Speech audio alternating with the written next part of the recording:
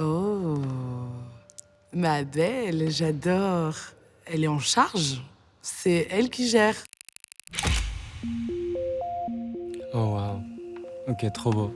On est directement happé par la chevelure, qui est vraiment, on dirait une cascade.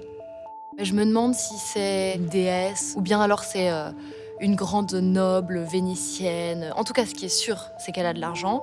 L'une des premières choses qui marque le regard, c'est sa peau extrêmement blanche. Tout appel à une forme de cajolerie, de douceur, de soin.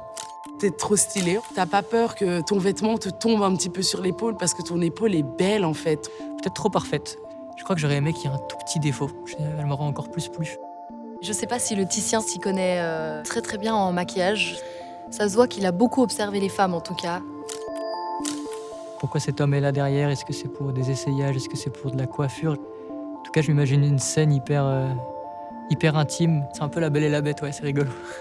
Il y a un peu le côté meilleur ami qui t'aide à te préparer avant un rendez-vous important. Que ce soit l'homme qui lui tienne le miroir, c'est encore plus iconique. Ça pourrait être un grand iPhone finalement, ce qui tient. Se regarder dans le miroir à l'époque, c'était un luxe, alors que maintenant, on se regarde tout le temps. Quand on se met devant un miroir, qu'est-ce qu'on pense? En général, on s'aime pas. Pourtant, nous, on la trouve très belle, forcément. Et c'est ce qu'on va lui dire, mais elle sera pas d'accord avec nous. Elle va dire non, c'est pas bien, je suis pas belle. Est-ce qu'on est beau pour soi? Est-ce qu'on est beau pour les autres? J'espère qu'elle est belle pour elle. Quand elle regarde dans ce miroir, elle est pas juste en train de choisir son apparence, mais il y a vraiment une connexion qui se fait. C'est vraiment un moment avec elle-même.